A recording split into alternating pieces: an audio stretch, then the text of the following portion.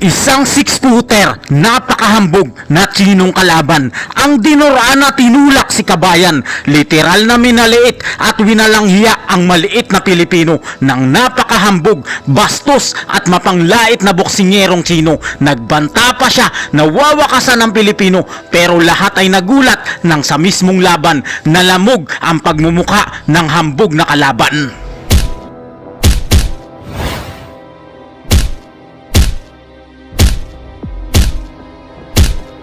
Literal na karma is real talaga dahil ang matang maliit na Tsino ay kinawawa ng ating pambato.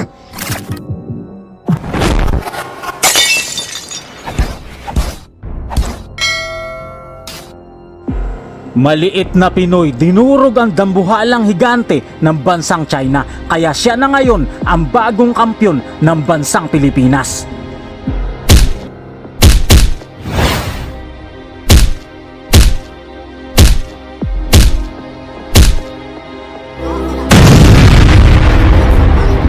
Sa unang tingin, mukhang walang pag-asang manalo ang maliit na Pinoy na ito sa kanyang napakatangkad at mas malaking kalaban. Pero wag ismulin ang maliit na Pinoy dahil naka times 10 ang observation haki nito. Di siya matamaan ng kalaban at siya pa ang dominante sa laban. Halos tumatalo na siya para lang maabot ang panga ng kalaban at sa bandang huli, kalunos-lunos ang sinapit nito. Bugbog sarado ang napakatangkad na Tsino. Technical knockout ang sinapit nito kaya naging bagong kampyon na ngayon ang ating pambato.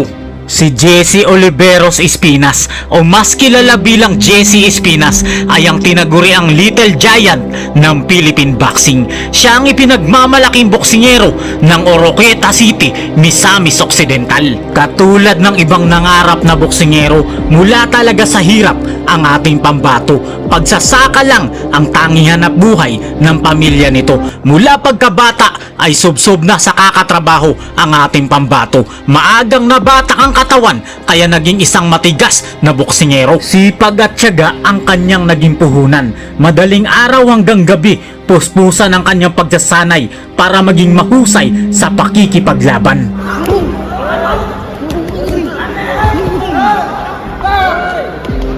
Sa pagpasok ng taong 2025 ay hindi pa ito natalo. Pinabagsak din talaga niya lahat ng naging kalaban nito. Kahit na maliit ay napakabigat ng kanyang kamao. Araw ng Huwebes, September 26 taong 2024 sa Space Plus Arena, Bangkok, Thailand ay dumayo ang ating kababayan. Makakaharap niya rito ang matangkad na boksingero ng Thailand na si Adisak Kipyam. Sobrang angas nito at dahil sa tangkad ay hinakbangan na lamang niya ang lubid ng ring na kanilang paglalabanan. Pero ang matangkad na Thai na boksingero ay 2 round lang po ang itatagal sa ating pambato. Sa round number 1 na overpower na kagad ni Kabayan ang Thai na kalaban. 2 beses itong napabagsak sa gitna ng laban.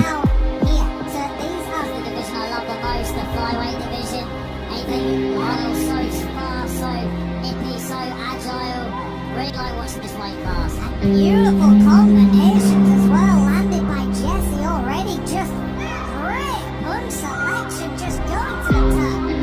Yeah, he does. Adisak just getting to his feet. Really did take a shot. Adisak showing up big time. Jesse got even a curve. Down he goes again. It was a right hook, Ollie, which is really hurting him. He looks like his head is fine, but I think he's breathed. Got some decent head movement, that's the thing here. And I like, see what I mean? He's firing right back. A man who's been hit hard to the head would not be firing like that. You can tell. Legs are on here. This division definitely proven why it's one of the most exciting ones. Every punch has been intention and it's very calculated as well. Some great punches being landed by Jesse, but credit to Adisak as well. He's still swinging. He's still in there. He's been down. The movement from Jesse in the red corner is a body. Jesse just tapping him to the head. Look, Adisak's doing a good job of getting low. But one thing that, Jesse with Adisak when he gets low, I'd like to see Jesse get low. Buddy McGann used to say all the time, if they get low with them. So Jesse needs to go low and go to the body if he wants to end this. Few seconds to go, Alex. Sa round number 2, dito natatapusin ng ating pambato ang paghihirap ng Thai na boksingero. Isang napakatinding suntok sa bodega ang tatapos sa boksingerong kalaban, kaya mahihimatay ito sa gitna ng laban. Already out of the fight.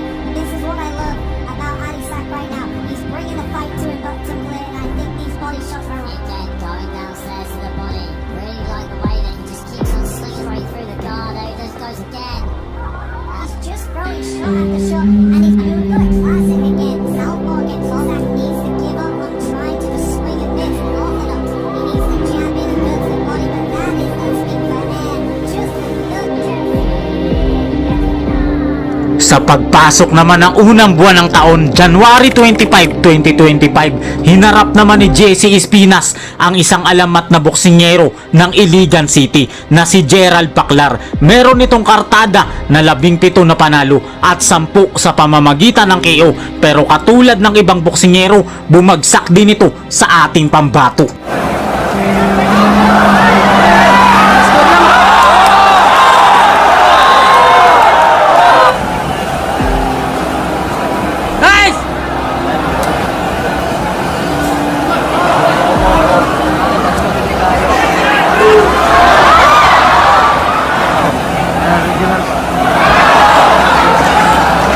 Araw naman ng Sabado, June 21 taong 2025, sa Huaihai Arena, bansang China, ay dumayo ang ating bida. Makakaharap niya rito ang isang napakatangkad na boksingero ng China na si Zhang Taokao para sa kampyonato ng WBC Asia Flyweight Division. Sa sobrang tangkad at laki ng kalaban ay dihadong-dihado ang ating kababayan.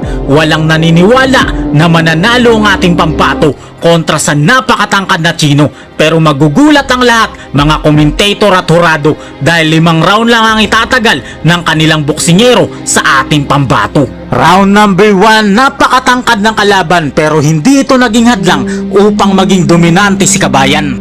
且励志。他在职业生涯初期啊，曾连续输掉过4场职业比赛。自从到了仙人王者啊，进行了一个非常令人惊叹的一次蜕变啊，一直打到了现在。最近2年呢，他的上升趋势非常的大啊，也打了很多场的硬仗，包括刚才主持人介绍的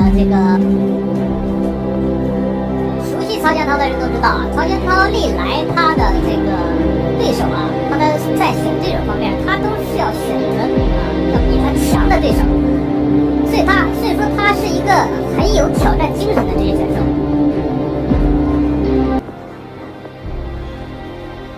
他还要高，这场比赛也是，大家可能觉得来自菲律宾的埃茨皮纳斯啊，身材很矮啊，很矮小啊，看着其貌不扬的。其实他是整场比赛啊，就是当晚整个对战卡当中世界排名最高的职业选手。目前他的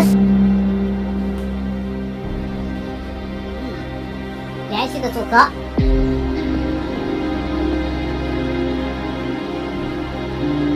很滑。埃茨皮纳斯的风格很滑，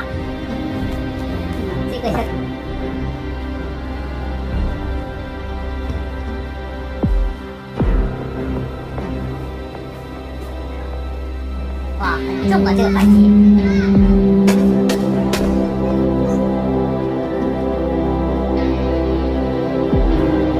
埃茨皮纳斯他把自己的重心压得很低啊，让曹江涛。Sa round number 2, halos tumatalo na ang ating pambato para lang matamaan ang napakatangkad na kalaban nito. 哎呀，这个大白。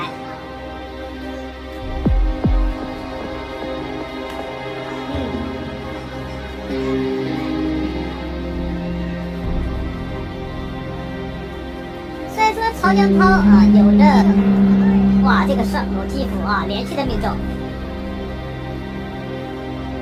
就是让曹江涛的左右手的摆拳很难受，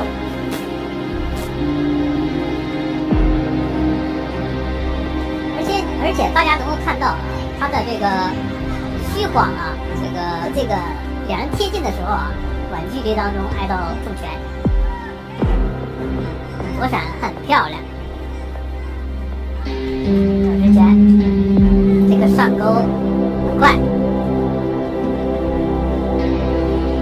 非常的灵活，左右晃动，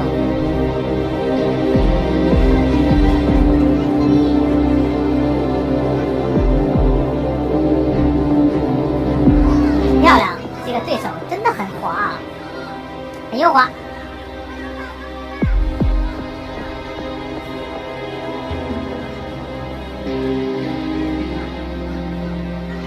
这一拳是可以的。丝滑丝滑。Round number 3, napakaliksi ng depensa ng ating pambato. Hirap makatama ang Chinong boksingero, kaya palagi siyang nasasapol ng ating pambato. 安住帅，曹江涛对战来自菲律宾的埃斯皮纳斯。现在是比赛的第3回合。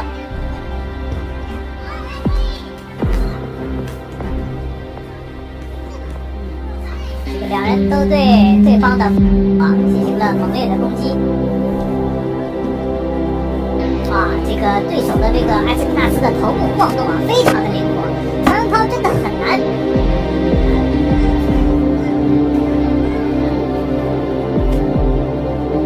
哇，这拳是可以的。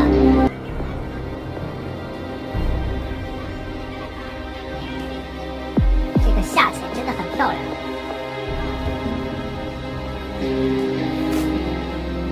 打空了，这个副手直拳是可以的。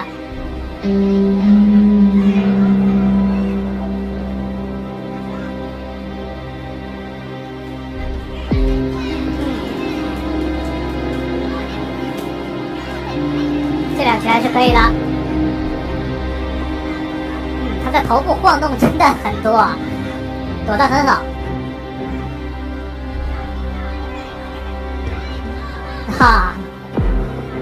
最后这一个没有抓到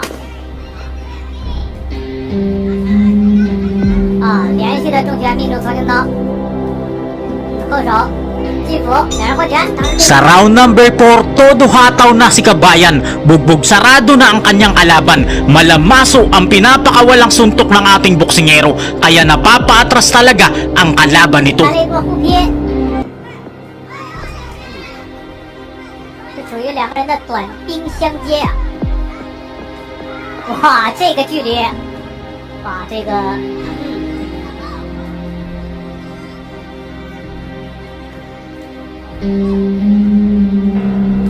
哇，这拳很重很猛啊！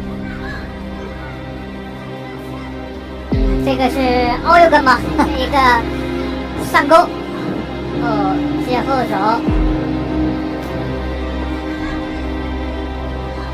对手的这。 哇，这一拳勾到了曹江涛，不过这一拳并没有打退曹江涛的攻势。曹江涛，真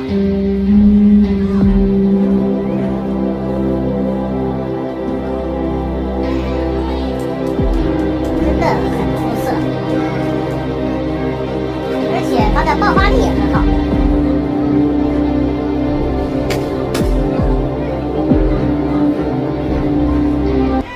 漂亮。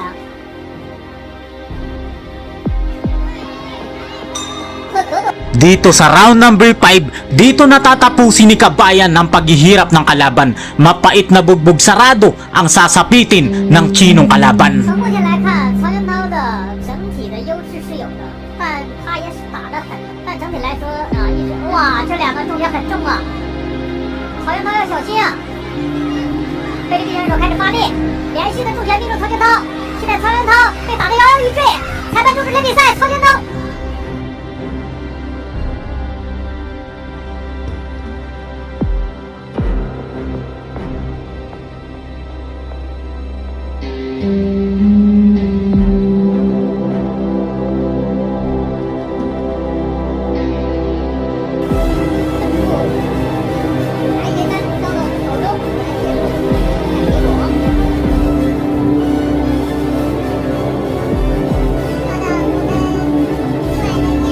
Si Jesse Espinas ay isa ring mandirigmang Pilipino. Kahit na napakatangkad ng kalaban, pinatunayan niya sa mundo na ang dugong Pilipino ay hindi basta-basta sumusuko. Lahing Pinoy, dugong palaban. Yan ang pinamalas ng ating kababayan. Mahalin mo ang iyong kapwa katulad ng pagmamahal mo sa iyong sarili. At mahalin mo ang Diyos ng higit sa iyong sarili. Amen.